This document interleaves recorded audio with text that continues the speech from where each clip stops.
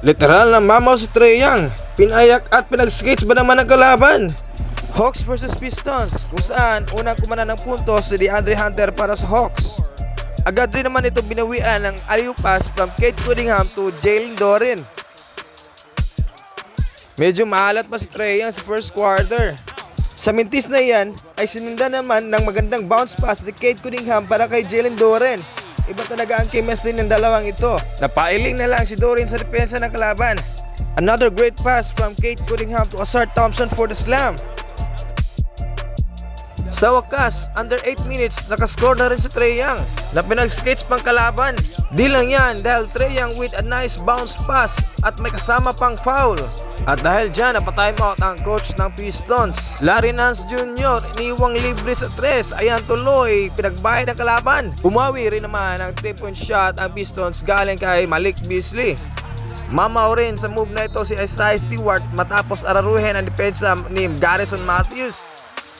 Nagkaroon naman ng momentum ang Hawks pagpasok ng second quarter at halos balanse lang ang kanilang scoring. At Trae Young with a top floater, panis ang depensa ni Isaiah Stewart. Mukhang pumapabor talaga para sa Hawks ang larong ito. At Dyson Daniels agad na napabuhat at uminit ang kanyang opensa para sa Hawks. Kumana lang man siya ng 7 straight points para sa Hawks. Under 3 minutes remaining sa second quarter. Under 2 minutes, bumaliktad na ang momentum para sa Pistons. Umiscore lang naman sila ng 7-2 run, cutting the lead to single digits at the end of the second quarter. Pagpasok ng second half, Cade Cunningham nabuli sa ilalim and one layup. Nagpapalitan lang ng scoring ang bawat kupunat sa third quarter at halos ay dikit lang naman rin ang laban. At Isaiah Stewart nahilo sa crossover move ni Dyson Daniels. Fourth quarter, una bumuta sa score para sa Hawks si DeAndre Hunter. Agad rin namang bumawi ang Pistons ng 3-point shot. Grabe naman tong layup ni Ron Holland, bumitin pa sa ere. At may and one pang kasama. Agad namang bumawi si Trae Young with a left layup, extending the lead to 9. Cade Cunningham with no hesitation cutting down the lead to 4.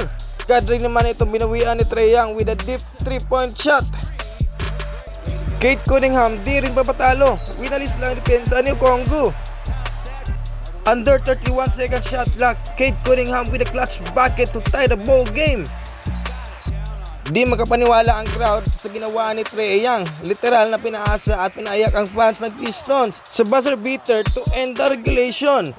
Sa uli, panalo ang Hawks sa score na 132 against 130. And Trae Young with an amazing game with 34 points, 9 assists, and 35 minutes of playing time. At si Cade Cunningham naman may 30 points, 14 assists, 6 rebounds on 38 minutes playing time.